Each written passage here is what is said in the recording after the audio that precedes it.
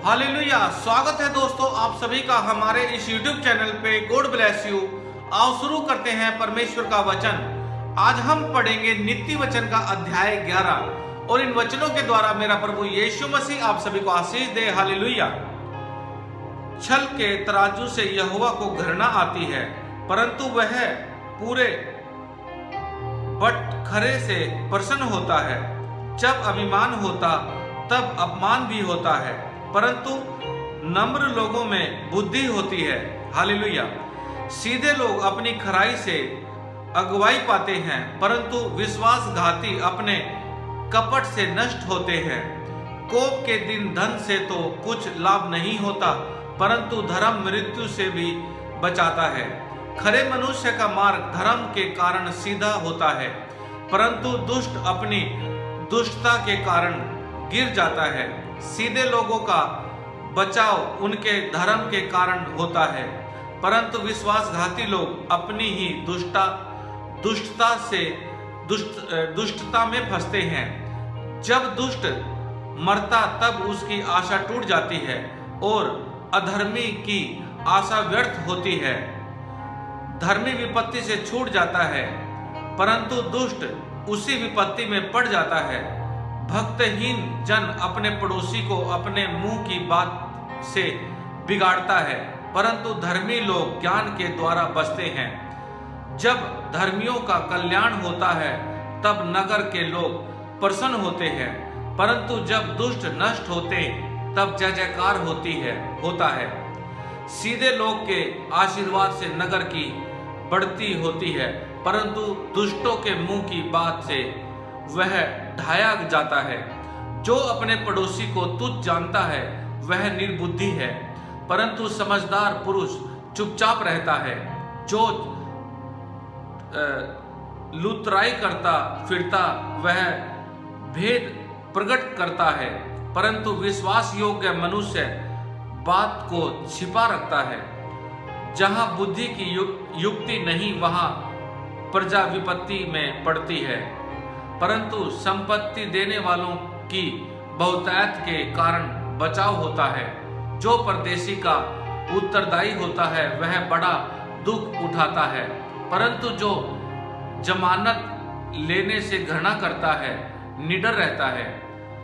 अनुग्रह करने वाली स्त्री प्रतिष्ठा नहीं होती है और उग्र लोग धन को नहीं खोते।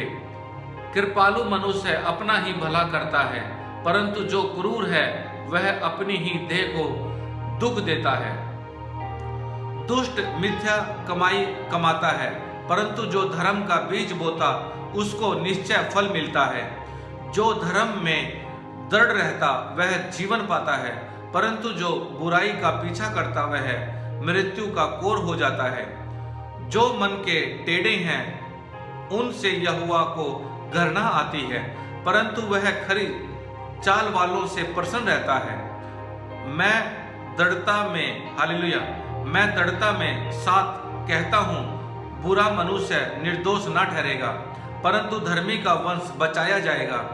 जो सुंदर स्त्री विवेक नहीं रखती वह थुथुन में सोने की नथ पहने हुए सूअर के समान है। धर्मियों को लालसा तो केवल भलाई की होती है, परंतु दुष्टों की आशा का फल क्रोध ही होता है। ऐसे हैं जो छितरा देते हैं तो भी उनकी बढ़ती ही होती है, और ऐसे भी हैं जो यथार्थ से कम देते हैं और इससे उनकी घटती ही होती है। उद्धार प्राणी हष्ट पुष्ट हो जाता है, और जो दूसरों को हालेलुया और जो दूसरों की खेती सींचता है उसकी भी सींची जाएगी।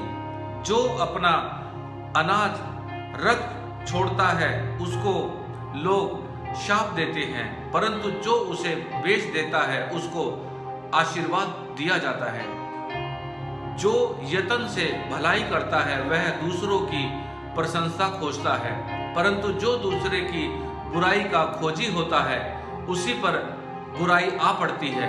जो अपने धन पर भरोसा रखता है वह गिर जाता है, परंतु धर्मी लोग नए पत्ते के समान लहलाते हैं। जो अपने घराने को दुख देता उसका भाग वायु ही होगा और मुड़ बुद्धिमान का दास हो जाता है।